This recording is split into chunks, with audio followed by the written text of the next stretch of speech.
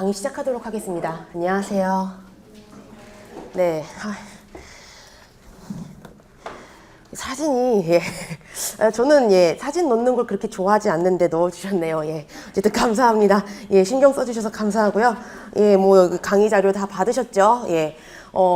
반가운 얼굴들이 참 많네요. 반갑습니다. 여러분 잘 지내셨나요? 오랜만에 뵙는 분들도 있고, 처음 뵙는 분들도 있고, 오늘 강의, 저는 자료 만들면서 되게, 재밌었거든요. 밤을 꼬박 이제 꼴딱 새면서 이제 자료를 만들고 이제 해 뜨는 걸 이제 보면서 잠이 들었는데, 어쨌든 저는, 만들면서 되게, 재밌었고, 여러분들하고, 하고 싶은 얘기가 정말 많은데, 그걸 참느라고 되게, 조금 힘들었어요. 우선 이 강의 계획서는 여러분들께서 나중에 기본 강의 이렇게 진행이 될 거다라는 것을 이제 참고하시면서 보시면 될 것 같고요. 수업 자료 다 받으셨죠? 좌상철이 아니고 일부러 가운데 철로 만들어 놓은 이유가 있어요. 여기 강의 자료를 중간에 그냥 아무데나 펼쳐서 보시면 왼쪽에는 올해 기출 문제, 그리고 오른쪽에는 2018년도 기출 문제나 2017년도 기출 문제가 이렇게 같이 있는 걸 보시게 될 겁니다. 예전에 특강을 했을 때, 작년에는 2017년도 기출문제랑 2018년도 기출문제가 어떻게 다른가, 그것을 이제 살펴보기 위해서 17년도 거 먼저 보고요. 그 다음에 18년도 거 먼저 봅시다, 여러분. 이런 부분에서 조금 차이가 있고, 난이도 차이가 있고, 출제장치 측면에서 조금 차이가 있기는 하지만, 그래도 그렇게 많이 다르지 않아요. 라는 것을, 위주로 말씀을 드렸는데, 올해는 제가 강의 자료를 만들면서 문제 배치 순서를 작년하고 바꿨어요. 그래서 왼쪽에, 올해 기출 문제가 있고 오른쪽에는 작년 또는 재작년 기출 문제가 있는데요. 이번 강의는 제가 하고 싶은 말은 이거거든요. 올해 기출 문제가 예전에 출제됐었던 기출 문제들과 비교를 했을 때 그 출제 경향 자체가 스타일이 너무 많이 달라졌고, 그래서 문제를 해결하는데 많이 힘들었다라고 얘기를 하시는 분들이 굉장히 많아요. 굉장히 많은데, 제가 하고 싶은 얘기는 도대체 어디가 새롭다는 거냐, 나는 도대체 모르겠다라는 거거든요. 솔직히 말씀을 드리면 75점 이상 받으신 분들 사실 올해 시험장에서요 언어 논리 못 본 편 아니에요. 못 본 편 아닌데, 저한테 이제 오셔서 선생님 점수 75점 받았어요, 77.5점 받았어요, 이렇게 얘기를 하시는 분들, 70점대 받았어요 이렇게 얘기를 하시는 분들한테 제가 잘했다는 얘기를 한 적은 없어요. 왜 그러냐면 1번부터 40번까지 제가 얘기한 거 다 나왔어요. 솔직히 말씀을 드리면. 이 부분은 이렇게 봐야 되고, 이런 유형은 쉬운 것부터 어려운 것까지 난이도 차이를 이렇게 출제자가 내면서 출제 장치에 변화를 주고 그렇게 변별력을 갖추기 때문에 어렵게 문제가 출제될 것을 여러분들이 좀 예상을 하셔야 되고, 그래서 좀 난이도가 있는 출제 장치가 어떻게 사용이 됐는지 여러분들이 좀 잘 봐주셔야 된다라는 말씀을 제가 다 드렸었단 말이에요. 그런데 다 나왔어요. 다 나왔고, 심지어, 민간 경력자 문제를 보면, 올해 기출문제 중에 어떠한 유형이, 나올 수 있는지, 그러한 문제들도 좀, 여러분들이 예상을 할 수가 있으니까 민간 경력자 문제도 좀 한번 잘 봐두고 들어가세요 라고 말씀을 드렸었는데, 민간 경력자 문제에서 출제가 됐었던 문제 유형이 우리 5급 공채의 경우에는 한 5, 6년, 7, 8년 정도 굉장히 오랫동안 출제가 되지 않고 있다가 올해 다시 까꿍하고 이제 튀어나왔었던 그런 문제도 있단 말이에요.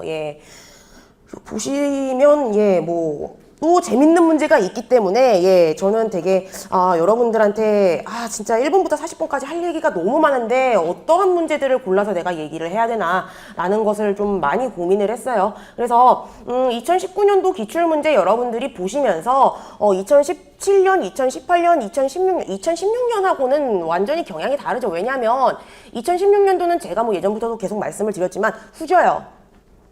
너무 쉽고, 문제 난이도도 너무 쉽고, 그리고 거기 사용된 출제 장치들도 봤을 때, 변별력을 크게 가진다라고 볼 수 있을 만한 그런 문제가 별로 없단 말이에요. 그렇기 때문에 제가 대놓고 얘기를 해요. 역대급으로, 퀄리티가 조금 좋지 않다라고 이제 말씀을 드리고, 그렇기 때문에 2016년도 기출문제는 그 어느 해 기출문제하고 비교를 해 봤을 때에도, 다, 굉장히 좀 차이가 납니다. 차이가 나는데 2019년도 기출문제는요. 변별력 있는 출제 장치들이 이제 많이 사용이 되었고, 그리고 그런 점에서 2018년도, 2017년도 기출문제하고 차이가 난다 뿐이지 정말 다를 게 하나도 없어요. 다를 게 하나도 없고 뭐 형식적인 측면, 뭐 문제를 이제 봤을 때 이 문제를 어떻게 접근을 해야 될까, 그 접근법적인 측면에서 봤을 때에도 저는 그렇게 차이가 없다고 생각을 합니다. 이전까지는 여러분들이 이 PSAT 언어논리에서 출제자가 무엇을 원하는지에 대해서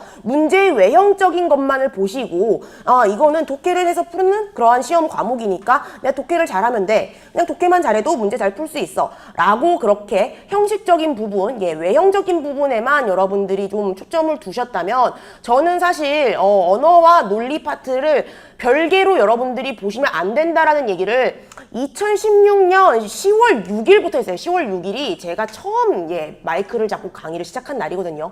그때부터 제가 그렇게 말씀을 드렸단 말이에요. 이거는 여러분들이 별개로 보시면 안 되고, 논리학에서 이제 사용하는 논리학적인 그런 이론, 베이스, 이런 것들을 여러분들이 언어 파트에 있는 문제에서도 좀 녹여내서 여러분들만의 무기로 들고 가셔야 됩니다 라고 말씀을 드렸는데, 뭐 그렇게까지 내가 공부를 해야 되냐, 그렇게까지 문제를 풀어야 되냐 라고 하시면서 많이 외면을 하셨어요. 그러다가 지금 여기 앉아 계신 분들도 계실 거예요.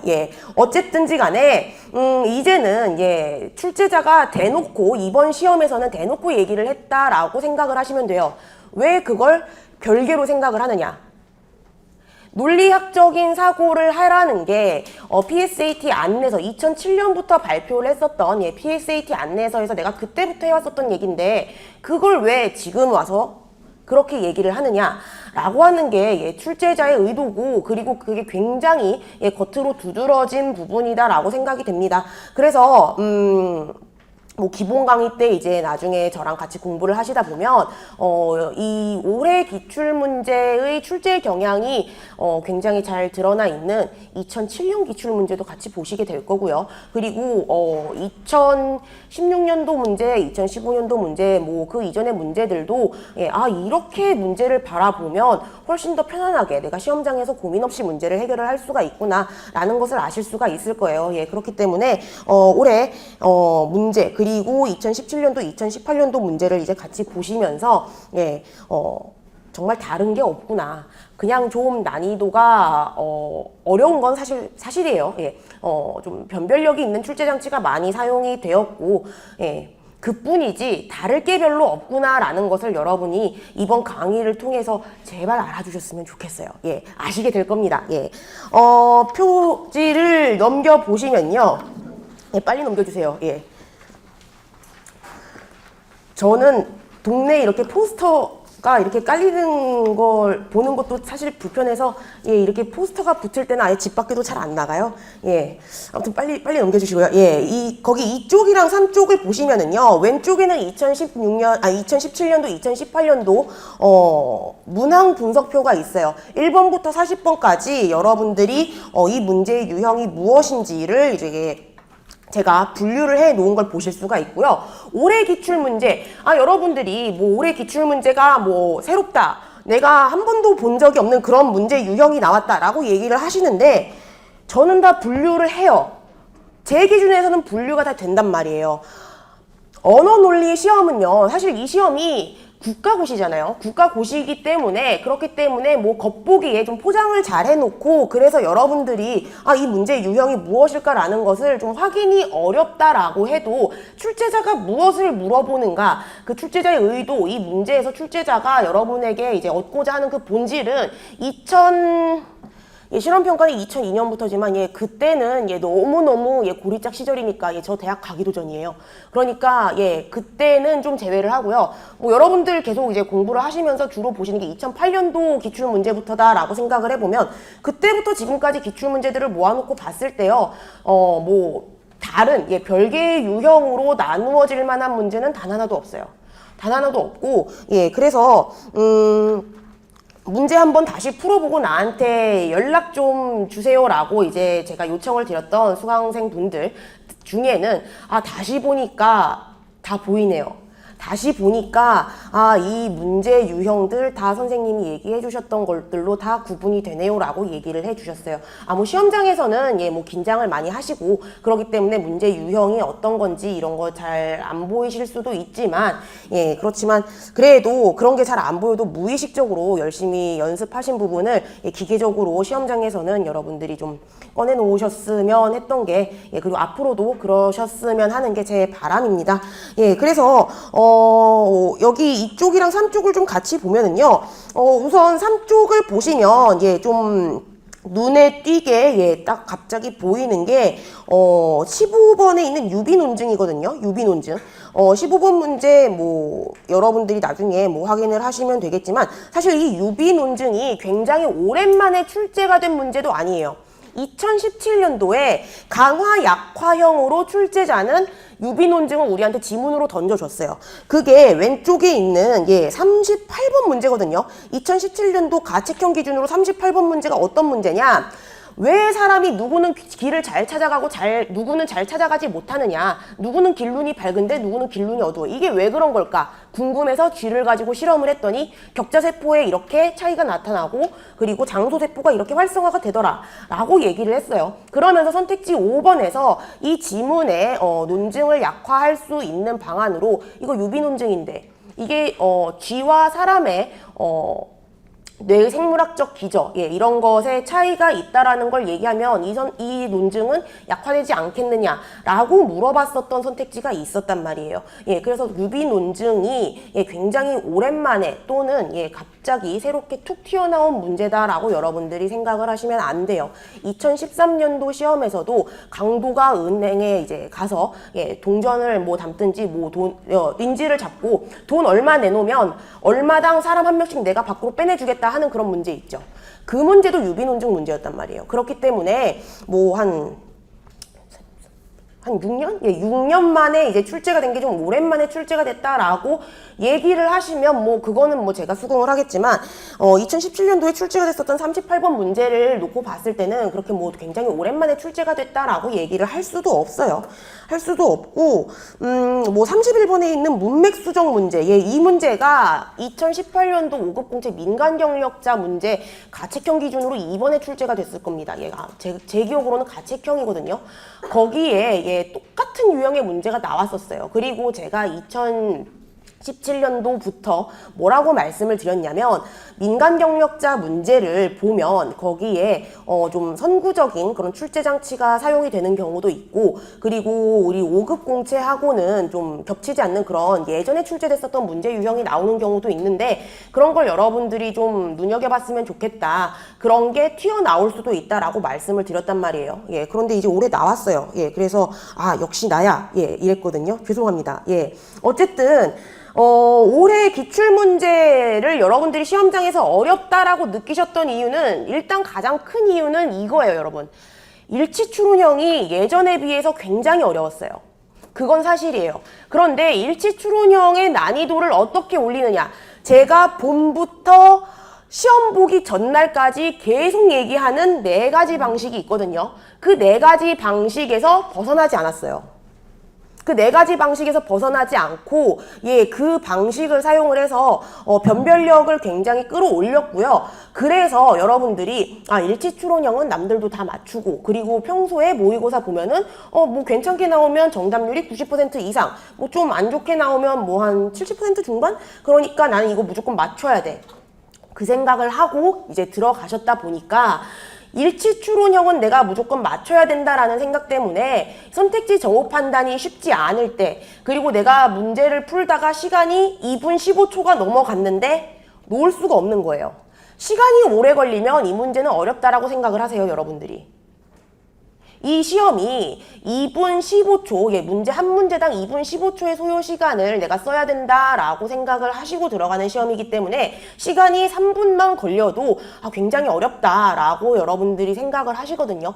그래서 일치추론형에서 여러분들이 시간을 많이 쓰셔서 그래서 시간 조절에 실패를 해서 원하는 점수를 못 얻으신 분들도 계실 거고요. 거기서 멘탈이 와장창 나가버려서 뒤에 맞출 수 있는 문제들 다 맞추시지 못하고 높은 정답률을 가지시지 못한 분들도 계실 겁니다. 그래서 올해는 여러분들이 어떻게 내가 유연하게 시험장에서 운영 전략을 사용할까에 대한 고민도 해주셔야 돼요. 뭐 사실 작년부터도 하셨어야 했어요. 작년부터도 하셨어야 했는데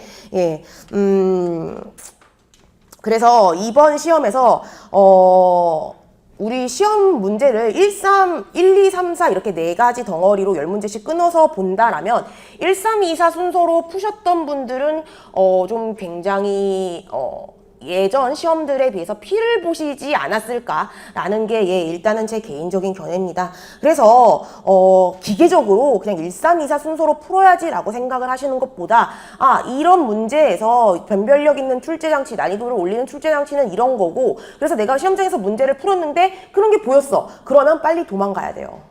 내가 도망을 갈 수 있어야 된다라는 생각도 여러분들 이제는 좀 잘 해주셨으면 좋겠습니다. 어쨌든 그래서 뭐 2018년도 거랑 비교를 해보자면요. 뭐 눈에 띄는 차이는 2018년도에 단 하나 출제됐었던 6번 견해평가 문제가 2019년도 문제는 굉장히 많이 출제가 됐어요. 16번 그리고 35, 36, 37, 39 뭐 이렇게 좀 많이 출제가 됐었고 그리고 예전에는 이런 견해평가 문제가요. 뭐 2017년도 보시면 뭐 13, 14, 33, 34 뭐 이렇게 출제가 되긴 했지만 보통은 이제 많은 분들이 언어 파트 쪽 문제다라고 이제 생각을 하시면서 1번부터 10번 뭐 21번부터 30번 사이의 순서에다가 놓고 이렇게 뭐 배치가 되겠지라고 이제 생각을 하시는 경우가 있는데요. 그래서 제가 올해 들었던 얘기 중에 가장 어이가 없었던 말은 시험을 보러 갔는데 내가 생각했던 것처럼 문제가 나오지 않아서 시험을 못 봤어요 라는 얘기였어요. 절대 시험은 내가 생각했던 대로 나오지 않아요, 여러분. 그렇기 때문에 이렇게 문제가 예전에 출제됐었던 유형 구성과 다르게 출제가 됐을 때 그때는 내가 어떻게 그러니까 시험장에서 어떻게 대처를 해야 될까 이런 것도 좀 여러분들이 유연하게 생각을 해 주셔야 돼요. 일단 뭐 상황 판단도 그렇고 자료 해석도 그렇고 1번부터 굉장히 좀 여러분을 흔들어 놓는 문제가 나왔잖아요. 그래서 거기에서 출제자가 재미를 봤으면 내년에 또 그럴 가능성이 굉장히 커요.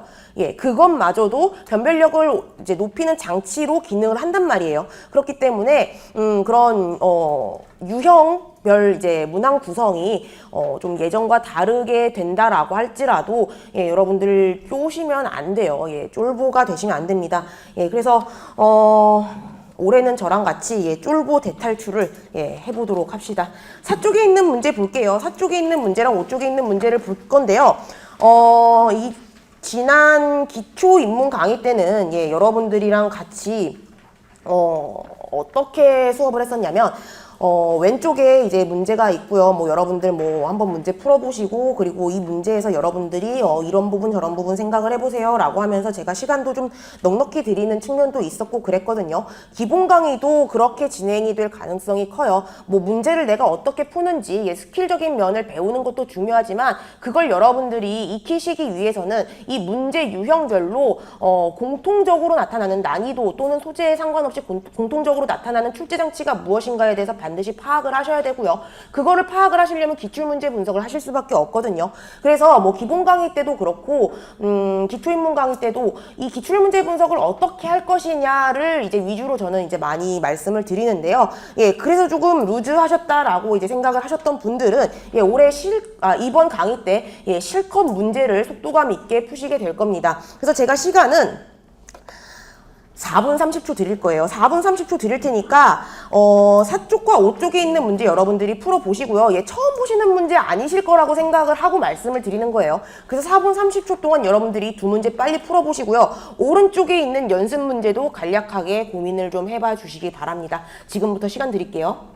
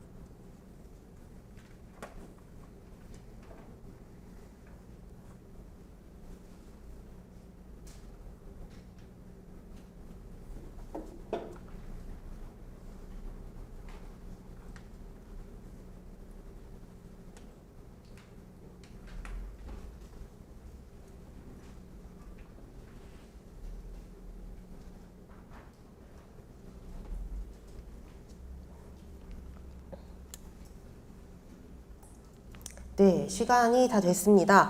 제가 이렇게 앞에서 보니까 1번 문제 여러분들이 푸시면서 시간이 한 2분 40초 정도 지났는데도 해결을 하시지 못했던 분들도 좀 많았어요. 근데 그럴 수밖에 없어요. 그게 바로 이 문제가 가지는 특징이거든요.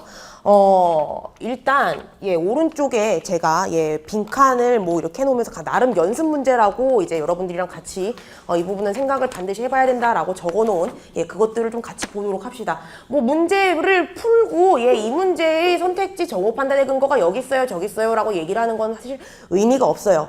그게 무슨 기출의 경향 비교를 분석하는 건가요? 그냥 문제 풀이에요. 그렇기 때문에 저는 이번 강의에서 문제를 뭐 이렇게 풀어드리는 걸 위주로 한다기보다 이 문제가 어떠한 특징을 가지고 있는지, 이 문제 유형을 우리가 왜 이렇게 봐야 되는지에 대해서 좀 주로 말씀을 드리려고 합니다. 그렇다고 문제를 뭐 아예 안 풀어드릴 건 아니에요. 일단 일치추론형 발문을 보시면은요, 이 발문에서 보통은요, 일치하는 건 여부를 묻거나요, 알 수 있는 건 여부를 묻거나요, 추론할 수 있는 것 여부를 물어요. 뭘 묻든지 간에 이 앞에 붙는 건 다음 글에서예요. 이게 의미하는 게 뭐예요? 여기서 출제자가 의도를 하는 게 뭔가요? 오직 지문의 내용만을 토대로 선택지나 보기를 정보 판단해라 라는 거예요. 여러분들이 공부도 열심히 하시고, 그리고 그중에는 뭐 책 읽는 것을 좋아하시는 분들도 있을 거고, 또 뭐 이런저런 여러 가지 분야에 관심이 많아서 그쪽에 대한 여러 분야에 대한 지식을 이제 많이 갖고 계시는 분들도 계실 거예요. 일치추론형 문제 또는 뭐 다른 견해평가형 문제도 그렇고 사례찾기 유형도 그렇고 지문의 내용만을 토대로 해서 여러분들이 선택지, 보기, 정보 판단을 하셔야 되거든요.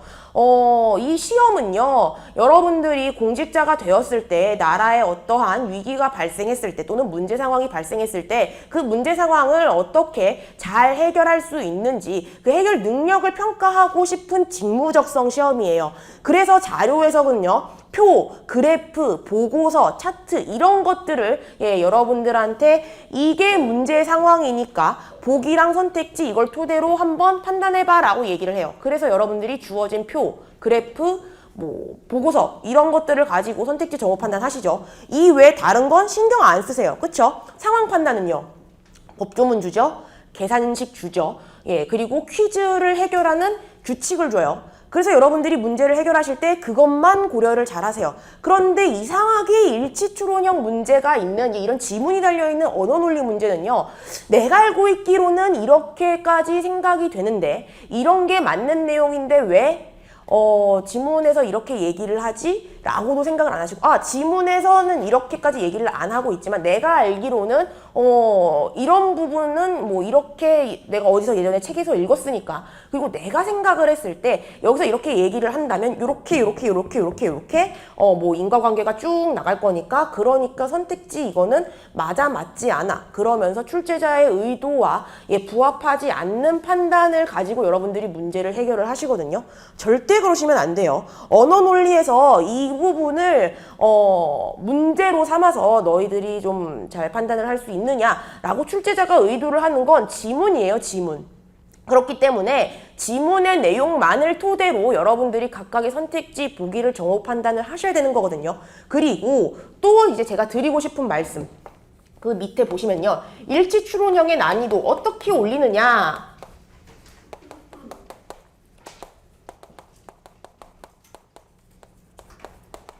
이거 4가지가 있다고 제가 항상 말씀을 드렸었어요. 그쵸?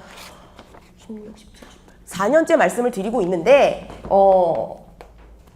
올해도 계속 얘기를 할 거예요. 자, 일단 첫 번째, 지문의 문장 표현. 그리고 선택지나 보기의 문장 표현.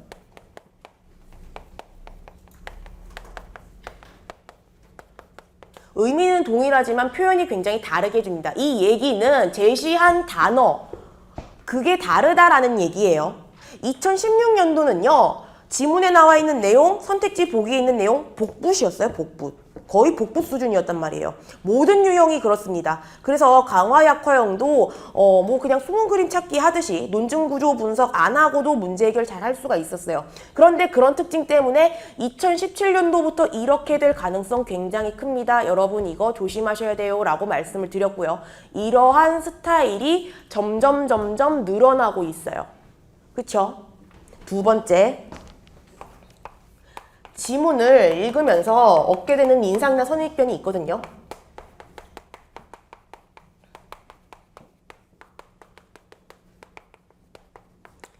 이걸 가지고 선택지를 만드는 거예요. 이게 바로 매력적인 오답, 함정이 되겠죠.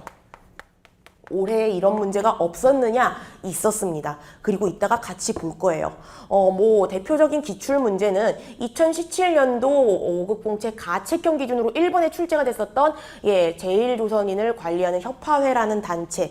협화회에는 제1조선인에 대한 협화 교육을 담당했다라고 하는 선택지 1번이 지문을 토대로 했을 때 전혀 이끌어낼 수 없는 내용이었지만 학교에서 협화 교육을 받은 조선인 아이들이 늘어났고라는 그 부분 때문에 협화회가 제일조선인을 관리하니까 협화회가 제일조선인에 대한 교육을 담당했나 보다 라고 여러분들이 생각을 하면서 1번 선택지 고르고 그렇게 틀렸구나 라고 이제 생각을 하셨던 분들이 굉장히 많았단 말이에요. 그 문제뿐이냐? 2018년도에도 또 출제가 됐고요. 그리고 2019년도에도 또 출제가 됐어요. 그 문제들을 이따가 같이 보게 될 겁니다. 그 다음 3번 선택지. 이게 왜, 3번 선택지란다. 세 번째, 그냥 이게 왜 난이도를 올리느냐? 정우 판단하는데 시간을 뺏어요, 얘가. 내가 이런 내용 지문에서 본 것 같은데, 또는 지문에서 이렇게 내가 판단할 수 있는 정우 판단의 근거가 조금 없는 것 같은데 이 얘기가 이 얘기인가? 라고 하면서 시간을 뺐거든요. 그렇기 때문에 얘가 난이도를 올려요. 그리고 세 번째로 난이도를 올리는 방법은요. 선택지나 보기에 정우 판단의 근거가 있잖아요. 이거를 지문 곳곳에 산재시켜 놓는 거예요. 2016년도 기출문제가 쉬웠던 이유, 복붙 이것 때문도 있지만 선택지 보기의 정오 판단의 근거가 지문의 굉장히 일부 지역적인 부분에 위치해 있었어요. 그렇기 때문에 한 문장 또는 붙어있는 두세 문장만 봐도 여러분들이 이거 맞아, 맞지 않아, 적절해, 적절하지 않아 쉽게 고르실 수가 있었다고요. 하지만 하나의 선택지에 대한 정오 판단의 근거를 쫙 뿌려놓는 경우에는 이 내용 연결해서 내가 이 내용을 이끌어낼 수 있을까? 이걸 고민을 하셔야 되기 때문에 선택지의 정오 판단의 근거를 지문에서 찾는 것도 굉장히 시간이 조금 걸리고요. 그리고 이것들을 찾아서 연결을 시켜서 이게 선택지에 나와 있는 내용, 보기에 나와 있는 내용과 의미가 동일할까라는 것을 판단하는 사고 과정도 또 하나 들어가고요. 그렇기 때문에 난이도를 올리는 출제 장치다라고 여러분들이 생각을 해주셔야 됩니다. 그리고 네 번째, 지문이나 선택지를 보다 보면 의미를 강조하거나요. 한정 짓는 표현들이 있어요. 예전에 기출문제 또는 모의고사 문제를 이렇게 쭉 푸시면서 이런 얘기 하시는 분들이 있었어요. 여기서 굉장히 뭔가 의미를 강조하는 굉장히 뉘앙스가 센 단어가 있다. 이거 가지고 선택지 만들었을 거야. 밑에 내려가서 선택지 역시 있어. 그렇게 보시고 맞다, 맞지 않다. 그렇게 판단을 하시는 분들이 있었거든요. 그런 경우에 여러분들이 선택지 정오 판단을 굉장히 수월하게 쉽게 잘 하실 수가 있었을 거예요. 그런데 이제는 이런 표현을 배제하기도 합니다. 배제하기도 해요. 그래서 뭐 정오 판단의 범위를 설정해주는 그런 표현들 중에 의미를 강조하거나 한정짓는 표현을 사용하지 않아서 출제자가 원하는 정오 판단의 범위에 맞춰서 내가 판단하지 못하고 그래서 문제의 정답률을 100%로 이제 가지고 가지 못하는 그러한 이제 경우도 발생을 하게 되거든요. 자, 그러면 이 문제 일단 사과를 드리자면 설악산 때문에 시험장에서 좀 많이 고생을 하신 분들이 있을 건데 1번부터 설악산 문제를 가지고 와서 죄송해요. 죄송한데 이 문제의 각각의 선택지가 어떠한 특징을 가지나요? 뭐 여기 보시면 뭐 선택지에 사용된 출제장치 정보 간의 관계나 정보 간의 연결 둘 중에 하나예요. 예, 두 개밖에 없어요. 근데 이 문제의 각 선택지가 가진 주요 특징이 뭐예요? 4개 중에 몇 번째? 요거예요, 요거. 3번째. 정보 판단의 근거가 굉장히 산재해 있어요. 이 책에선 이렇게 얘기하고 저 책에선 이렇게 얘기하고 그리고 설악산의 범위를 이렇게 나누고 이거를 여러분들이 다 끌어내셔서 각각의 선택지를 정보 판단을 하셔야 된단 말이에요. 그렇기 때문에 시간이 굉장히 많이 걸렸다고요. 정보가 많아서 시간이 많이 걸렸다. 여러분, 정보가 없는 지문은요. 선택지나 보기를 만들어내는데 사실 아무짝에도 쓸모가 없어요. 아무짝에도 쓸모가 없다고요. 선택지랑 보기를 출제자의 입장에서 좀 더 편안하게 출제를 하려면요. 짧은 글 안에서 엄청나게 많은 내용들을 얘기를 해야 돼요. 그래야지 선택지랑 보기를 5개를 만들 수가 있지. 별 내용이 없는 지문에서는요. 선택지 하나를 만들어내기도 사실 쉽지가 않습니다. 그렇기 때문에 지문에 정보가 많아서 내가 문제를 못 풀었다? 독해 못 하시는 거예요. 글을 읽을 때 구조를 못 잡는 거라고요. 예, 근데 구조 어떻게 잡아야 되는지 기초인문 강의 때 배웠어요. 그쵸? 그리고 기본 강의 때도 계속 배울 거예요. 스터디 때도 배웠고 기본 강의 스터디 때도 계속 할 겁니다. 그래서 정보가 많아서 내가 이 문제를 틀렸다 라고 여러분들이 생각을 하시면 안 되고요. 선택지가 이러한 특징을 갖기 때문에 그래서 문제가 난이도가 어려웠고 그래서 내가 문제를 해결하는데 굉장히 힘들었다라고 여러분들이 생각을 해주셔야 돼요.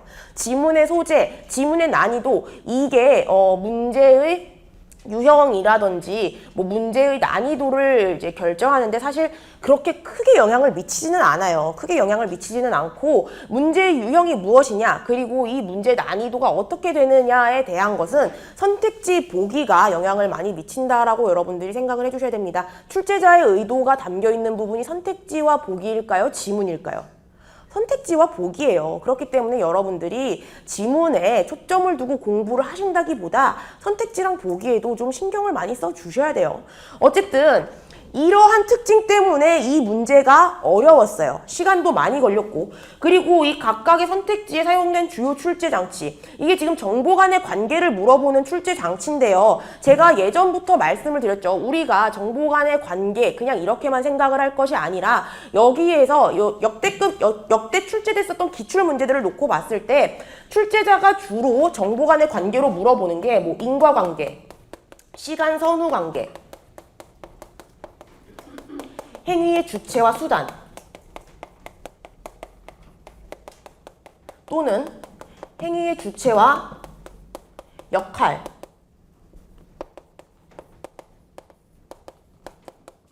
그리고 어떤 특정 시점을 기준으로 해서 뭐 판단을 해라라고 하는 경우도 있고요. 그리고 또 둘 또는 둘 이상의 대상 간의 정도 비교할 수 있느냐 뭐 이런 것들 물어본다라고 제가 말씀을 드렸죠. 지금 선택지 1번은요. 여러분들이 나중에 이거를 끊어 읽으시고 나서 이 선택지에서 내가 찾아야 되는 것 그냥 여지도에 표시된 설악산의 범위와 대동지지에 그려져 있는 설악산의 범위가 동일한가? 그거 하나만 생각하시면 돼요. 그렇게 생각을 하시면 안 돼요. 여지도에 표시된 설악산의 범위는 어디인가? 대동지지에 그려져 있는 설악산의 범위는 어디인가? 이 둘이 정말 동일한가? 이 3가지를 여러분들이 찾아주셔야 되는 거예요. 출제자는 이렇게 정보 판단을 할 때 꼼꼼히 하기를 요구합니다. 그렇기 때문에 제가 예전부터도 말씀을 드렸어요. 하나의 문장을 가지고 이 문장을 읽었을 때 보통은 사람들이 여기서 하나의 의미만을 뽑아서 그 의미만을 이제 받아들이는 경우가 많아요. 예, 보통은 그래요. 예, 그런데 출제자는 이렇게 좀 꼼꼼하게 정보 판단을 하도록 요구하고 그렇기 때문에 각각의 선택지에서 여러분들이 정보 판단을 하실 때 선택지를 이제 나눠서 여러분들이 정보 판단해야 되는 내용들 이 부분들을 뽑아내신 다음에 그 모든 내용이 다 맞아야 이 선택지는 옳은 선택지다라고 판단을 하셔야 된다라고 말씀을 드렸죠. 일부는 맞고 여기 요만큼 틀렸을 때 이것도 맞는 거다라고 판단을 하시면 절대 안 돼요. 그래서 선택지 1번의 경우는요. 두 대상 간의 정도를 비교해라라고 지금 묻고 있는 거예요. 여지도에 표시된 설악산의 범위 어디야? 확인해봐. 그리고 대동지지에 그려져 있는 설악산의 범위 어디야? 확인해봐. 이 2개 비교해봐. 동일해? 동일하지 않아? 이걸 물어보는 거라고요. 선택지 2번 마찬가지예요. 그리고 선택지 4번도요. 5번도. 그리고 여기서 정보 판단의 범위를 설정해주는 표현이 있습니다. 와예요. 와. 설악산의 범위 와, 예, 라고 되어 있는 그 와. 그리고 4번도요. 대동지지 와라고 되어 있는 이 와라는 표현. 그리고 서로 다른이라는 표현도 정오 판단의 범위를 설정해주는 표현이거든요. 이렇게 정오 판단의 범위를 설정해주는 표현에도 여러분들이 민감하게 반응을 하셔야 돼요. 이 부분에서 꼼꼼하냐 꼼꼼하지 않느냐가 차이가 나요. 여러분들이 지문을 못 읽어서 문제를 못 푸는 게 절대 아니라고요. 아시겠죠? 예. 그래서 이 정도만 여러분들께 말씀을 드리고 오른쪽에 있는 문제 볼게요. 2번 문제. 2018년도에 출제가 됐었던 만동묘와 대보단에서의 그 제사 문제거든요. 이 문제 여러분들이 아까 방금 풀어보셨을 텐데 이 문제가 바로 왼쪽에 있는 문제하고 어떠한 공통점 가지던가요? 선택지 정오 판단의 근거가 이 문제도 왼쪽에 있는 문제와 마찬가지로 산재해 있어요. 2019년도에 출제가 됐었던 설악산 문제만큼 거의 모든 선택지가 다 그렇게 산재를 해 있는 것은 아니지만 그렇지만 이 문제도 2018년도 5급 공채 나책형 기준으로 출제된 4번 문제도 정오 판단의 근거가 굉장히 산재해 있는 특징을 가져요. 그렇기 때문에 이 문제도 사실 좀 쉽게 잘 풀리던데요 라고 얘기를 하셨던 분들은 그렇게 많지는 않았던 문제입니다.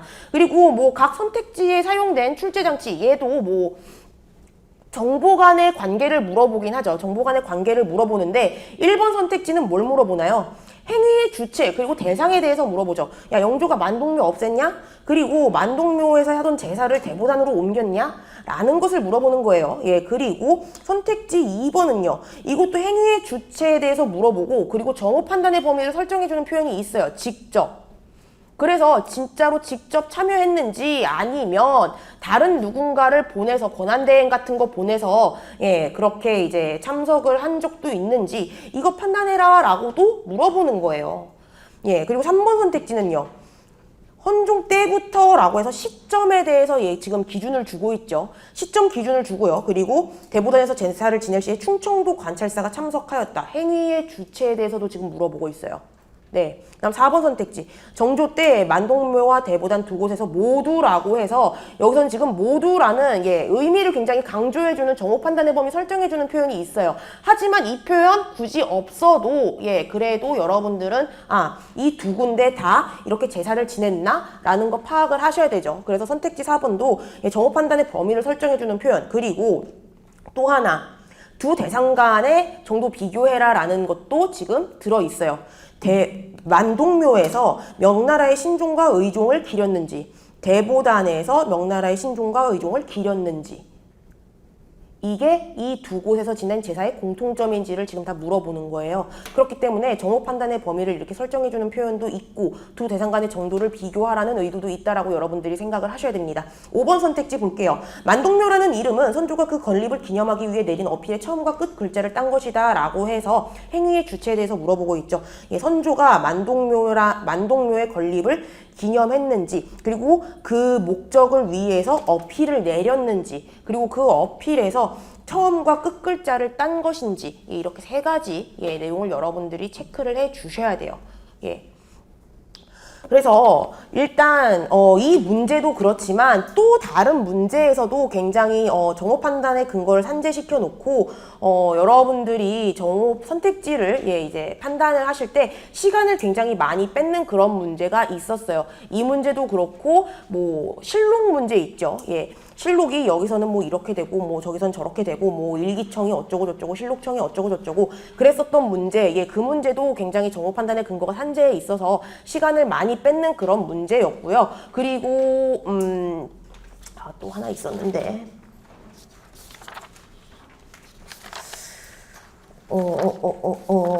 또 시간을 많이 뺐었던 게 갑자기 기억이 안 나요. 아무튼 그래서 굉장히 시간을 또 하나 있었다. 시간을 또 많이 뺏었던 문제가 그거예요. 그거 갑자기 확 스치고 지나가네요. 예, 별의 인계둘레, 그리고 탈출 초기 속도, 이걸 가지고, 예, 별의 둘레, 그리고 질량, 이런 것 간의 관계, 어떻게 될까요? 라는 걸 물어보는 문제. 예, 추론의 근거가 직접적으로 주어져 있지 않았기 때문에 굉장히 좀 시간이 많이 걸리셨을 겁니다. 그래서, 예, 그 문제 생각하시면, 예, 속이 쓰린 분들도 계실 거예요. 예, 하지만, 예, 올해 제가 그 쓰린 속을, 예, 열심히 다 만져 드릴 테니까, 예, 화이팅, 예, 여러분. 어쨌든, 예, 그래서, 또 이제 한 페이지 넘겨보시면, 예, 6쪽에는 2019년도 문제, 그리고 2018년도 문제, 방금 보셨던 해설이 있거든요. 해설 분량 보세요. 지금 어마어마해요. 예, 제가 일치추론형 해설은 보통 이렇게 길게 나오지 않거든요. 예, 그런데 이 문제 보시면, 예, 정오 판단의 근거가 굉장히 산재해 있기 때문에 해설 분량이 이렇게 길어질 수밖에 없어요. 예. 그리고 오른쪽은, 예, 제가 2019년도 대비 모강에서, 예, 여기 출제됐었던 문제와 동일하게 정오 판단의 근거를 참 제법 산재시켜 놓은, 예, 그런 문제를 하나 넣어 봤거든요. 이건 여러분들 나중에 이제 풀어 보시면서 올해 기출 문제 그리고 예전 기출 문제, 여기 앞에 이제 소개가 되어 있는 두 개의 기출 문제하고 어떠한 공통점이 있나 그 정도만 비교를 해 보시라고, 연습해 보시라고 제가 넣어 놓은 거예요. 아시겠죠? 예. 재미있는 문제입니다. 네. 아무튼, 예. 그래서, 이 두 문제, 예. 이 정도만 이제 말씀을 드리고 넘어갈게요. 예. 그리고, 이제, 아까에 이어서, 예. 또 일치추론형 문제 하나, 예. 하나가 아니라 두 개, 예. 두 개를 좀 더 빨리 볼까요? 뭐, 잠깐 말씀드리기는 했지만, 예. 이 왼쪽에 있는, 8쪽에 있는 2019년도 5급 공채 가책형 기준으로 1번에 출제가 됐었던 이 실록청 문제, 이것도 굉장히, 실록 문제, 이것도 굉장히 시간을, 예. 많이 쓰셨던 분들이 있을 거예요. 예, 많이 쓰셨던 분들이 있을 거고, 그리고 그 이유는, 예, 정오 판단의 근거가 굉장히 산재해 있기 때문이다라고 말씀을 드렸습니다. 그래서 이 문제, 그거 유념하면서 풀어보시고요. 오른쪽에 있는, 예, 2017년도에 출제가 됐었던 가책형 기준 25번, 이 문제도 마찬가지로 정오 판단의 근거가 산재해 있어요. 그걸 여러분들께서 지금 좀 확인을 해 보셨으면 좋겠거든요. 시간을 제가 4분 30초를 드릴 테니까요. 지금부터 문제 풀어보시고요. 그 다음에 제가 계속 말씀을 드리도록 하겠습니다.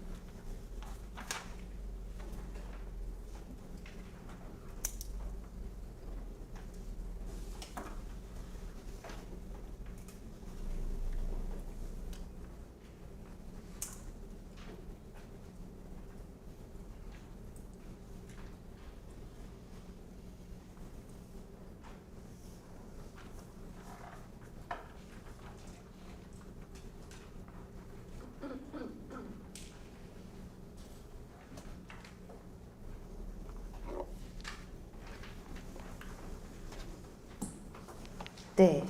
같이 볼게요. 8쪽에 있는 문제 보시면요. 이 문제에서 각 선택지에 사용된 주요 출제장치, 정보 간의 관계라는 것 아실 수가 있어요. 그리고 여기서도 마찬가지로 선택지 정보 판단의 근거가 지문 곳곳에 굉장히 산재해 있다는 것을 아실 수가 있죠. 뭐 지문을 읽는데 정보가 너무 많아서 내용 정리가 안 된다, 못 읽겠다라고 하시는 분들, 글을 읽으면서 구조가 안 잡혀서 그런 거다라고 말씀을 드렸고요. 글을 읽으면서 이 지문 가지고 기초인문 강의 때 말씀드렸죠. 구조를 어떻게 잡아야 되느냐. 일단 첫 번째 문단에서 얘기를 하고 있는 실록의 개념,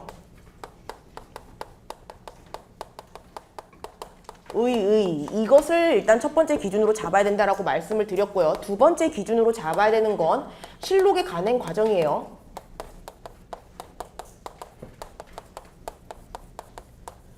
세 번째로 기준으로 잡으셔야 되는 건 정변으로 왕이 바뀌었을 때 그 세 번째 문단의 내용이 아닙니다. 마지막 문단에 나와 있는 실록의 내용 수정이에요. 그리고 두 번째 문단이랑 세 번째 문단을 이 두 번째 기준에다가 여러분들이 같이 넣어주셔야 돼요. 일반적인 경우 이게 두 번째 문단, 예외적인 경우 정변으로 왕이 바뀌었을 때 이게 세 번째 문단.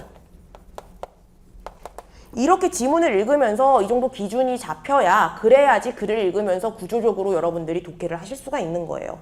이게 지금 안 되기 때문에 그냥 여기서 지금 쏟아놓고 있는 내용이 너무 많아서 내가 뭔 말인지 모르겠다, 이렇게 얘기를 하시는 거라고요. 그래서 여러분들이 고득점을 하시기 위해서, 그리고 또 실전에서 지문을 읽으실 때 뭐 지문의 문단별로 중심 내용이 무엇인지 생각할 겨를 없어요. 선택지에서 사실 보기에서도 이 지문의 문단별로 중심 내용이 뭐냐, 지문 전체의 중심 내용이 뭐냐라는 거 안 물어봐요, 잘. 그런 거 물어보는 경우가 별로 없다고요, 일치추론형은. 그렇기 때문에 그렇게 여러분들이 독해를 하실 게 아니라 그냥 요 정도로 기준을 잡으면서 여기서 그냥 이런 얘기하고 있구나, 여기선 요렇게 얘기하고 있구나, 여기선 요런 내용 언급하고 있구나, 그 정도로만 여러분들이 처리를 하셔야 돼요.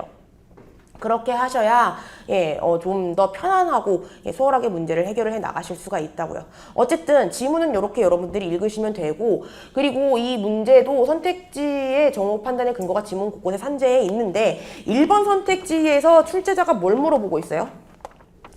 현종 때 실록청이 설치가 됐어? 라는 시점 물어봐요. 그리고 효종실록은 이 실록청이 간행한 거야? 라고 해서 행위의 주체에 대해서 물어봐요. 2번도 3번도 마찬가지예요. 다 시점과 행위의 주체에 대해서 물어봐요. 그리고 4번 선택지, 고종실록이 세계의 기록유산으로 등재된 조선왕조실록에 포함되어 있을 것이다. 세계의 기록유산으로 조선왕조실록이 등재되어 있느냐, 그리고 거기에 고종실록이 포함되어 있느냐라는 거 물어보는 거예요. 그리고 5번도 마찬가지죠. 그렇게 여러분들이 정보 판단해야 되는 내용을 두 가지씩 잡아주셔야 되는 거예요. 4번, 5번 선택지는. 그리고 오른쪽에 있는 9쪽의 문제 볼게요. 9쪽 문제. 지금 보시면은요, 여기 각각의 보기에 또 어떠한 출제 장치가 사용이 됐어요? 역시 정보 간의 관계예요. 그쵸? 그리고 여러분들이 이 문제를 해결을 하실 때 어떻게 하셨어요? 맨 아래에 있는 예시 있죠? 변담, 변해석의 입양관계, 이 사례를 가지고 위에 나와 있는 첫 번째 문단, 두 번째 문단, 세 번째 문단의 내용을 끌어와서 대입해가지고 밑에 선택지 내용, 보기의 내용 판단하신 거 아니에요.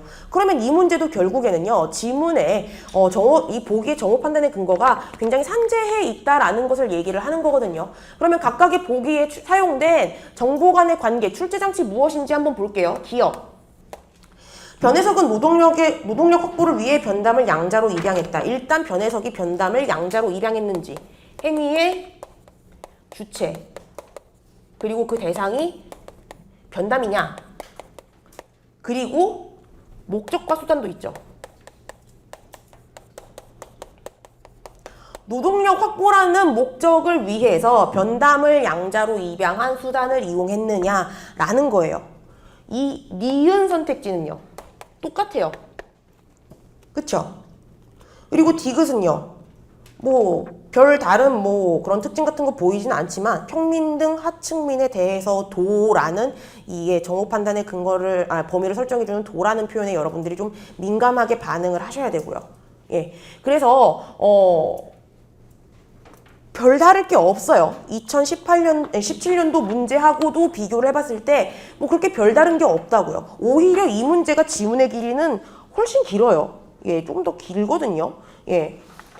그래서 2019년도 문제와 2018년도, 17년도 문제를 여러분들이 이렇게 비교를 하셨을 때 사실 일치출운형 문제에서 좀 몇몇 문제에서 예, 좀 난이도를 올려보겠다고 정오 판단의 근거를 굉장히 산재해 놓는다든지 또는 이제 뭐 간접적인 추론 근거를 제시를 한다든지 라고 이제 그렇게 좀 출제 장치를 사용하면서 예, 시간을 좀 많이 뺏기는 했지만 그래도 2017년, 2018년에 출제된 문제들하고만 예, 좀 이렇게 비교를 해봤을 때 이렇게 크게 별다를 게 없다라는 걸 아실 수가 있을 거예요. 그리고 11쪽은요. 올해 시험 대비 4회 모강 24번에 제가 이런 걸 냈더라고요. 네. 뭐 실록이 이랬다 저랬다 뭐 실록청이 있었다 뭐 일기청이 있었다 이게 나중에 보세요. 예, 이거 나중에 보시면 오 그랬군. 예, 뭐 이렇게 생각을 하실 거고 예, 뭐 이게 시험장에서 예, 기억이 안 나셨더라도 괜찮아요. 이런 걸 생각할 겨를이 없어요. 시험장 가시면. 예, 그렇기 때문에 뭐 또 하나 얻어 걸려서 뭐 적중했나? 뭐 그냥 그 정도로 생각하셔도 뭐 상관은 없어요. 예, 어쨌든 11번도 여러분들이 예, 그냥 좀 재미있게 예, 한번 좀 문제 보시라고 예, 제가 그냥 넣어놨습니다. 12번 문제 이제 보도록, 12쪽에 있는 문제 볼게요. 12쪽에 있는 5번 문제 보시면요. 2019년도에 출제가 됐었던 가책형 기준으로 5번 문제가 있거든요. 그리고 여기 13쪽에 보시면 2018년도에 출제가 됐었던 나책형 기준으로 23번 문제가 있어요. 그래서 이 문제는요, 12쪽에 있는 문제는 선택지를 다 보시면서 예, 여러분들이 그냥 일반적인 예, 흐름대로 문제를 해결을 해 주셨으면 좋겠고요. 그리고 13쪽에 있는 2018년도 문제는 지문 읽어보신 다음에 3번 선택지만 봐주셨으면 좋겠어요. 예, 해야 될 것도 많고, 예, 그렇기 때문에 시간 관계상, 예, 제가 이제 좀 여러분들께 주로 말씀을 드리고 싶은 부분만 이 문제에서는 좀, 예, 얘기를 해보려고요. 그래서, 오른쪽에 있는 2018년도 23번 문제는 3번 선택지만 여러분들이 좀 지문을 읽고 정오 판단을 해주셨으면 좋겠고요. 시간은 제가 지문 읽는데 그래도 한 1분 정도 걸리실 테니까. 예, 3분 45초를 드리면 예, 적당할 것 같거든요. 예, 지금부터 3분 45초 동안 예, 문제 살펴보시고요. 그 다음에 제가 또 말씀을 드리도록 할게요.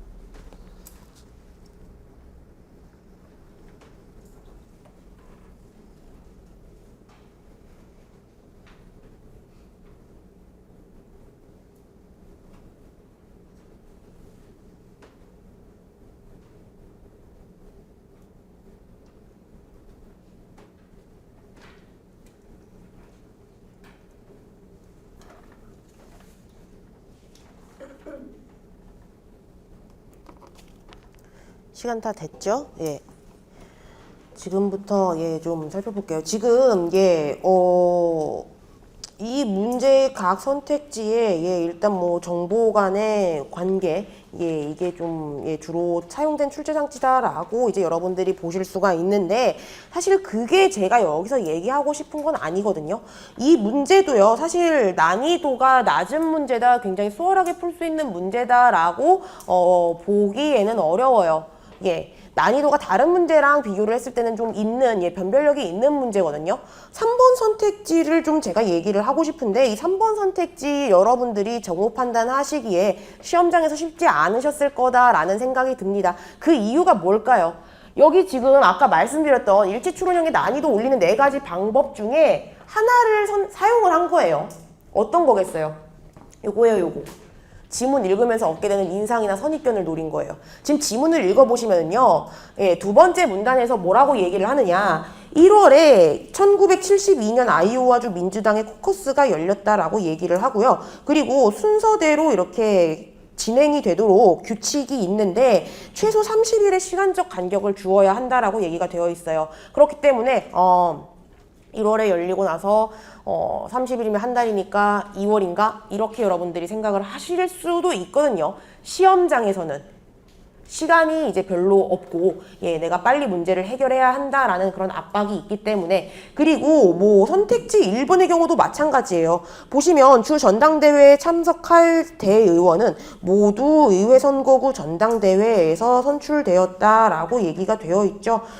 뭐 보시면 마지막 이제 첫 번째 문단 마지막 문장에서 주에 따라 의회 선거구 전당대회는 건너뛰기도 한다라고 하기 때문에 이 의회 선거구 전당대회에서 선출된 사람들이 주 전당대회에 참석을 할까? 이렇게도 여러분들이 생각을 하실 수도 있어요. 근데 뭐 그 순서적인 측면에서 봤을 때도요. 지금 두 번째 문단에서 의회 선거구 전당대회 다음에 주 전당대회가 이렇게 진행이 된다라고 되어 있지만 의회 선거구 전당대회가 건너뛰게 되는 경우도 있고 그렇기 때문에 이 두 번째 문단의 내용만을 여러분들이 만약에 고려를 하셨다면 그렇다면 이거 1번 선택지 추론할 수 있는 것 같은데 라고도 생각을 하신단 말이에요. 사실 이 선택지 1번은요 언제나 예외 없이 모든 경우에 이 선택지 1번에 다 발생하느냐라는 것을 얘기를 하는 거거든요. 이 대의원이 모두 선출되느냐 일부 선출되느냐 그게 중요한 게 아니에요. 이 선택지는. 그렇기 때문에 이 선택지도 어떻게 보면 지문 읽으면서 얻게 되는 인상이나 선입견을 그래도 좀 노리고 지문 대충 빨리빨리 읽다 보면 이 순서적인 부분만을 통해서 1번 선택지 맞다고 추론할 수도 있겠지라는 것을 출제자가 노렸다고 여러분들이 생각을 해 주셔야 돼요. 그리고 뭐 각각의 선택지에서 정보 간의 관계, 출제자가 어떤 걸 원하느냐라는 것을 본다면 일단 뭐 선택지 1번은 뭐 행위의 주체, 의회 선거구 전당대회에서 선출된 사람, 이 사람들이 주 전당대회에 참석을 나중에 하게 되느냐 이런 걸 이제 물어본다라고 보시면 되고요. 그리고 선택지 2번은 시점, 1971년까지라는 이런 시점이 있죠. 그래서 시점 그리고 둘 이상의 대상 간의 정도를 비교도 하고 있구나라는 거 여러분들이 생각을 해 주셔야 돼요. 아이오와 주보다 이른 시기에 코커스를 실시하는 주가 없었다라고 얘기를 하고 있잖아요. 그러면 아이오와 주에서 코커스를 실시하는 시기가 언제였는지, 다른 주는 코커스를 실시하는 시기가 언제였는지 이걸 여러분들이 추론 근거를 확인을 하고 비교를 하셨어야 한단 말이에요. 그렇기 때문에 둘 이상의 대상 간의 정도 비교도 이 선택지에서 요구하고 있다라고 여러분들이 생각을 해주셔야 됩니다. 선택지 3번, 이건 시점에 대해서 물어보는 거고요. 선택지 4번도 시점, 그리고 이것도 지금 둘 이상 대상 간의 정도를 비교하라고 하고 있죠. 아이오와 주에서 민주당 코커스가 언제 실시됐느냐, 공화당의 코커스가 언제 실시됐느냐, 이걸 지금 비교하라고 하고 있는 거예요. 그리고 5번 선택지, 시점에 대해서 물어보는 건 당연하고요. 그리고 행위의 주체에 대해서 물어보고 있죠. 아이오와주 공화당 코커스에서 특정 후보를 지지한 대의원, 이 사람이 다른 후보를 카운티 전당대회에서 지지할 수 있었느냐, 이런 행위를 했느냐, 있느냐라는 것을 물어보고 있기 때문에 시점과 행위의 주체에 대해서 물어보고 있다라고 여러분들이 생각을 하시면 되겠습니다. 오른쪽에 있는 23번 2018년도에 출제가 됐었던 23번 문제는요. 제가 선택지 3번만 보시면 된다라고 말씀을 드렸어요. 이 선택지 3번을 보시라라고 말씀을 드렸던 이유는 이 선택지 3번도 지문을 읽으면서 얻게 되는 인상이나 선입견을 노리고 만든 선택지이기 때문에 그런 거거든요. 실제로 2018년도에 시험을 보시고 나서 저한테 이제 시험지를 보여주신 분들 중에 이 문제의 3번을 고르셔서 틀리신 분들이 꽤 있으세요. 정오 판단의 근거가 되는 부분인 첫 번째 문단과 두 번째 문단을 보면요. 사피엔스가 7만 년 전에 아라비아 반도로 퍼져나가기 시작했어요. 그리고 다른 지역으로 급속히 퍼져나가서 번성을 했고, 그리고 그 사피엔스가 자기네들이 퍼져나간 그 지역에 정착해 있던 다른 종의 인간들을 멸종시키기 시작했거든요. 그리고 그 다음 문단 보시면요. 인지혁명이요. 7만 년 전부터 3만 년 전 사이에 출현한 사고방식의 변화와 의사소통 방식의 변화를 가리켜요. 언제 이게 지금 인지혁명이 일어났는지는 딱 얘기를 할 수는 없지만 이게 일어났던 시점이 7만 년 전부터 3만 년 전 사이의 그 기간이란 말이에요. 이 부분을 가지고 차이가 4만 년이니까 선택지 3번 맞아 라고 생각을 하시는 분들도 있었을 거란 말이에요. 그래서 이 선택지도 지문을 읽으면서 얻게 되는 인상, 선입견을 노리고 만든 선택지다 라고 여러분들이 보시면 되거든요. 그런데 이렇게 지문을 읽으면서 얻게 되는 인상이나 선입견에서 여러분들이 좀 조심하시고 매력적인 오답, 함정에 빠지지 않기 위해선 제가 예전부터도 계속 말씀을 드렸지만 선택지를 좀 이렇게 끊어 보시면서 제가 계속 이 선택지에선 이런 거 물어보고 있죠 라고 하는 그 정오 판단해야 되는 내용들을 다 챙기셔야 돼요. 그걸 다 챙기시면 여러분들이 절대 실수를 하지 않으실 거거든요. 선택지 3번의 경우만 볼게요. 사피엔스가 다른 인간종을 몰아내기 시작한 것은 끊고 그들이 이주를 시도한 때부터 끊고 약 4만 년 후였다. 그러면 사피엔스가 다른 인간종을 몰아내기 시작한 시점 내가 확인할 수 있느냐? 두 번째, 사피엔스가 이주를 시도한 시점 내가 확인할 수 있느냐? 그 둘 간의 차이가 4만 년이냐? 라는 것을 보셔야 되거든요. 사피엔스가 이주를 시도한 때는 7만 년 전이다 라는 것 여러분들이 확인을 하실 수가 있지만 사피엔스가 다른 인간종을 몰아내기 시작한 시점은 여기서 알 수 없어요. 언급이 없어요. 있는 것 같은데요. 아니요, 잘못 보신 거예요. 언급 없어요. 그렇기 때문에 이렇게 선택지를 끊어보시면서 꼼꼼하게 여러분들이 여기서 뭘 내가 정오 판단해야 되느냐라는 것을 챙기신다면 그러면 절대 매력적인 오답, 함정에 빠지시지 않아요. 그렇기 때문에 이런 부분에서 출제자가 굉장히 변별력을 좀 요구하고 있구나라는 것을 아실 수가 있을 겁니다. 그리고 또 재밌는 문제가 그 15쪽에 있는데요. 2019년도 대비 올해 시험 대비 저의 실전 모강 8회 1번 문제에서 이 문제가 선택지에서 그 지문을 읽으면서 얻게 되는 인상이나 선입견을 노리고 만든 그러한 선택지가 좀 있어요. 그리고 그것 때문에 정답률이 40%대가 나왔었습니다. 그래서 깜짝 놀라서 제가 여러분 이거 제가 문제를 잘못 냈나요? 라고 하면서 근데 다시 봐도 잘못 낸 게 아니고 여러분들이 다 함정에 빠지셨는데요? 라고 이제 말씀을 드렸었거든요. 이 문제가 선택지가 그때 고르셨던 분들이 딱 둘로 나눠져요. 두 개의 선택지를 고르신 걸로 딱 나눠지시고 그래서 여러분들이 이 문제를 풀어보신다면 사람들이 이 선택지를 정답으로 골랐겠구나. 이 선택지를 함정으로 이 선택지가 함정이었구나 라는 것을 보시게 될 겁니다. 근데 사실 저는 그렇게 낮은 정답률을 의도를 했던 건 아니어가지고 좀 깜짝 놀라기는 했었어요. 그래서 이 문제도 보시면 앞에 있었던 그런 선택지처럼 지문을 읽으면서 얻게 되는 인상이나 선입견 노리고 만든 거구나 라는 것을 이제 확인을 하실 수가 있을 겁니다. 저는 항상 이렇게 얘기를 해요. 이렇게 여러분이 조심하셔야 된다. 그런 거 다 말씀을 드려요. 그 다음에 16쪽 보시면 이제 사례 찾기 문제를 이제 보게 될 거예요. 사례 찾기도 여러분들이 이렇게 출제가 되면 좀 변별력이 있다, 문제의 난이도가 어렵다라고 여기실 만한 그런 부분이 있어요. 그런 부분이 어떤 부분이냐면 보통은요. 보통은, 예, 이건 먼저 그냥 말씀을 드릴게요. 보통의 사례 찾기 문제는요, 우리 이렇게 지문이 주어지고요. 뭐 발문 당연히 있을 거고, 지문이 주어지고, 그리고 보기나 선택지가 있을 건데, 보통의 경우에는요, 이 지문에서요, 어떠한 개념의 정의, 그리고 특징에 대해서 설명을 해줍니다. 그리고 얘에 대해서 사례를 제시를 해주는 경우도 있어요. 그리고 보기와 선택지에서는 사례들을 제시를 해주고요. 발문에서는 뭐라고 하느냐? 이 지문에서 언급하고 있는 것에 부합하는 사례, 부합하지 않는 사례 이런 것들을 골라봐라 라고 얘기를 하죠.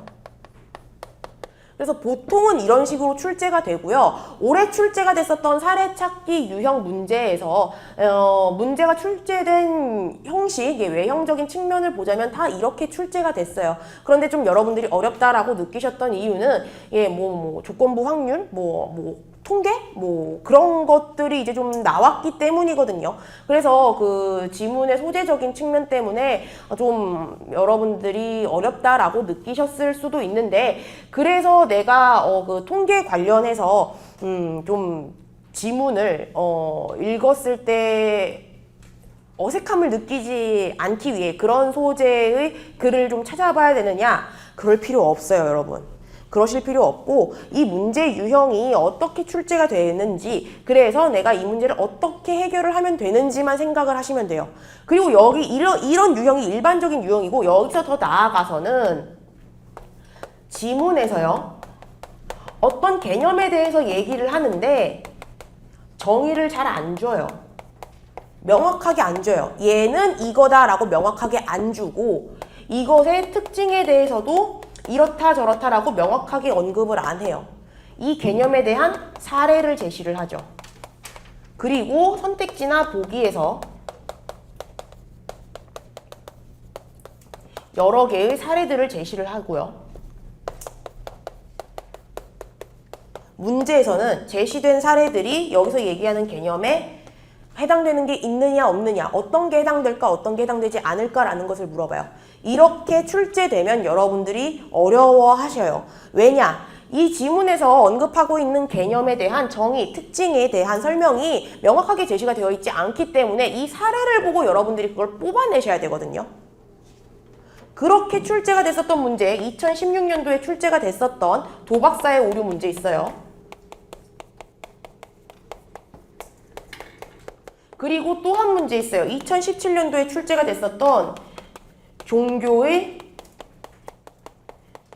관용에 대한 역설. 그 문제, 이 두 문제가 이렇게 출제가 됐고요. 2018년도에 출제가 됐었던 사례찾기 문제는 이렇게 출제가 된 게 아니라 일반적인 틀을 가지고 제시가 되어 있어요. 그렇기 때문에 지금부터 4분 30초를 드릴 테니까 16쪽에 있는 문제와 17쪽에 있는 문제를 여러분들이 살펴보시고요. 이 문제에서 이러한 특징을 찾아보셨으면 좋겠어요. 이거는 반드시 여러분들이 지문을 읽으면서 체크를 하셔야 되는 부분입니다. 왜 그런지는 제가 이따가 말씀을 드리도록 하겠습니다. 지금부터 문제 살펴보세요.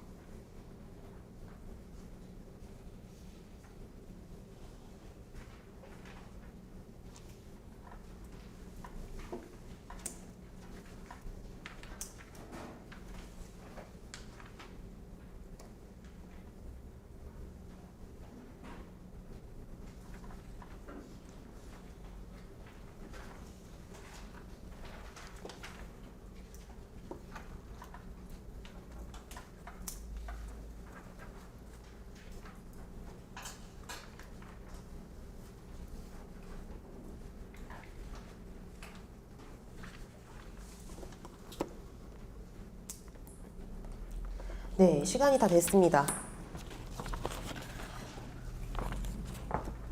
여러분들이 시험장에서 이 문제에서 이게 2019년도의 경우에는 기억에 해당하는 사례만을 보기 위해서 모두 골라라 라고 해서 사례라는 글씨를 줘요.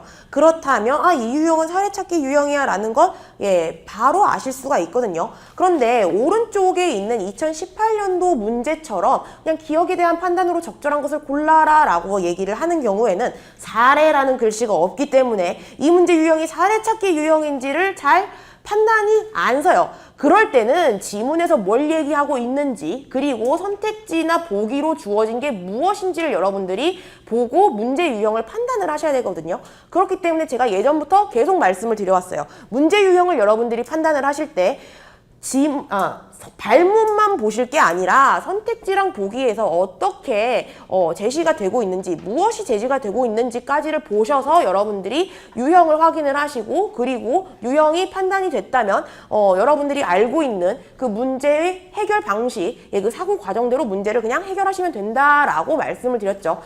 왼쪽에 있는 문제 오른쪽에 있는 문제 모두 다 어떤 개념에 대한 정의 그리고 설명에 대해서 그 특징에 대해서 설명을 제시를 해줘요.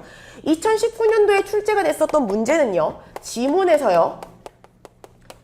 부재인과가 무엇이냐에 대해서 얘기를 하죠. 그쵸? 그래서 부재인과는 무엇이냐라고 이제 쭉 얘기를 하고 사례도 조금 제시를 해주고요. 그리고 우리가 이렇게 하면은 이러한 문제가 발생한다라고 얘기를 해요. 그러면서 이제 보기에서는요. 사례들을 주죠. 인과관계를 이렇게 판단을 할 거야 라고 하는 사례들을 줘요. 그리고 그 2018년도에 출제가 됐었던 문제 12번 문제에서는요. 지문에서 뭘 줘요? 혈액의 구성 요소. 혈액은 이런 걸로 구성이 됩니다. 그리고 혈액을 구성하는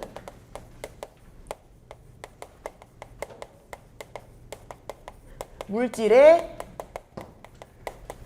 조성 변화와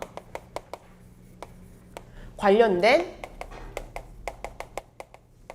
과학 현상을 얘기를 하죠.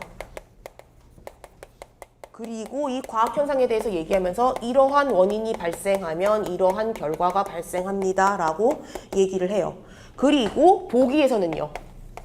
똑같아요. 어떻게 혈액의 그 구성 성분이 변하는지 그래서 적혈구가 차지하는 비율이 어떻게 변할 것인지에 대한 사례를 주고요. 이게 여기에 부합하는지 맞는지 판단하라 라고 얘기를 하는 거거든요. 그러면 발문에서 사례라는 글자가 없어도 여러분들은 이 문제 유형 사례 찾기 유형이야 라는 걸 아실 수가 있어요. 그쵸?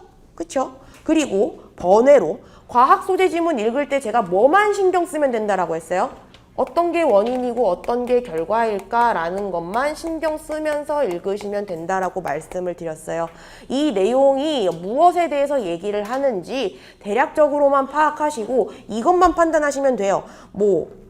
예전 기출문제 중에 결합 빌리루빈, 비결합 빌리루빈이 뭔지 내가 알게 뭐예요? 이게 원인이고 이게 결과다. 이것만 알면은 문제 다 풀 수 있어요. 과학 현상에 대해서 얘기하는 과학 소재 지문은요. 이게 원인이고 이게 결과다. 그것만 생각하면서 보시면 되고 모든 내용을 내가 다 완벽하게 이해해야지 이런 생각하실 필요 없어요. 여러분들이 고득점을 하시기 위해서 그런 생각을 하시는 건 정말 불필요한 작업이에요. 불필요한 작업이고 굉장히 시간의 압박이 타이트한 시험에서 불필요한 작업을 최소한으로 줄이는 게 굉장히 중요하거든요. 그래서 번외로 이 정도만 여러분들이 보시면 됩니다. 지문을 읽으실 때 그리고 선택지 정보 판단할 때 정보 간의 관계도 이것만 파악하시면 돼요. 그래서 올해 기출문제를 다시 보자면요.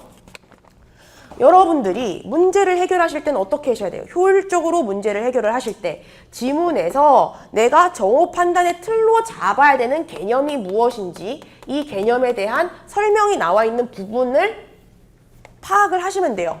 그래서 그 부분을 체크를 하시고 그리고 사례를 그대로 집어넣는 거예요. 이렇게만 여러분들이 생각을 하시면 되고 부재인과가 뭐지? 모르겠는데 의존관계는 뭐야? 이해가 안 되는데 그렇게 생각을 하실 필요가 전혀 없다고요. 보기 니은과 보기 디귿이 왜 적절한 사례가 아닌지를 지금부터 말씀을 드릴게요. 니은 보세요. 영수가 야구공을 던져서 유리창이 깨졌어요. 영수가 야구공을 던지지 않았더라면 유리창이 깨지지 않았을 것이다. 하지만 그 유리창을 향해 야구공을 던지지 않은 사람들은 많다. 그러므로 그 많은 사람 각각이 야구공을 던지지 않은 것을 유리창이 깨어진 사건의 원인이라고 보아야 한다. 일단 그러므로라고 얘기를 하는 보기 니은의 마지막 문장이요. 야구공을 사람들이 던지지 않은 게 유리창이 깨진 것의 원인이다 라고 판단을 하는 것. 이건 일단 상식적인 판단이 아니에요. 이건 일단 상식적인 판단이 아니고요. 그리고 두 번째, 지금 이 부재 인과를 가지고 인과관계를 판단을 하는 거는요. 어떤 사건이 존재하지 않아서 그래서 이러한 결과가 발생을 한 거야 라고 이제 판단을 해야 되거든요. 그런데 유리창을 향해 야구공을 던지지 않은 사람들이 많다라고 했어요. 이게 지금 사건의 부재를 얘기하나요? 이미 일어난 사건이에요. 야구공을 던지지 않은 사람들은 지금 많아요. 사건의 부재가 아니라고요. 그렇기 때문에 이건 부재의 인과로 파악을 하는 게 아니다라고 보셔야 돼요. 그 다음 디귿. 햇빛을 차단하자 화분에 식물이 시들어 죽었다라고 얘기를 하죠. 하지만 햇빛을 과다하게 쪼이거나 지속적으로 쪼였다면 화분의 식물은 역시 시들어 죽었을 것이다. 부재 인과를 가지고 인과관계를 파악한다면요. 이렇게 얘기를 할 게 아니라 차단을 하지 않았더니 햇빛을 차단하지 않았더니 이게 지속적으로 쪼이거나 과다하게 쪼인 거잖아요. 이렇게 했다면 시들어 죽지 않았을 것이다. 이걸 얘기를 해야죠. 그런데 과다하게 쪼이거나 지속적으로 쪼였는데 시들어 죽었을 것이다 라고 얘기를 하죠. 이게 부재인과가 아니란 얘기예요.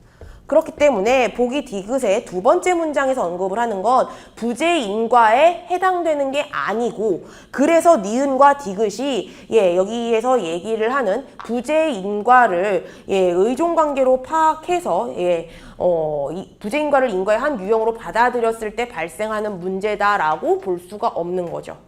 나와 있는 틀에만 그대로 집어넣으시면 돼요. 상식적 판단에 해당이 되느냐 아니냐, 아니면 이 사건이 없어서 이 사건의 결과가 발생하지 않았어 라고 하는 인과의 부존, 그걸 가지고 언급을 하느냐, 그것만 보시면 되지 이게 뭔 말이지? 그렇게 여러분들이 이해를 하시려고 할 필요가 전혀 없다고요.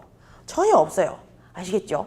뭐 오른쪽에 있는 문제도 마찬가지고, 그리고 이 틀을 가지고, 지문에 나와 있는 틀을 가지고 사례를 그대로 대입해서 여러분들이 또 이제 바라보실 수 있는, 연습을 하실 수 있는 문제가 19쪽에 또 있어요. 제 모강 1회에 제시를 이제 출제를 했었던 그 12번 문제.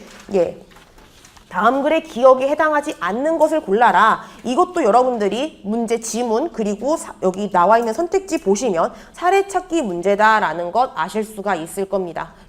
시간이 좀 됐으니까요. 한 7, 8분 또는 10분? 그 정도 좀 간략하게 쉬고요. 아니다. 그냥 40분부터 시작할게요. 한 7, 8분 정도 쉬고, 저 시기가 빠르잖아. 그럼 10분 쉴게요. 지금 10분 쉬고요. 40분부터 다시 두 번째 시간 시작을 하도록 하겠습니다.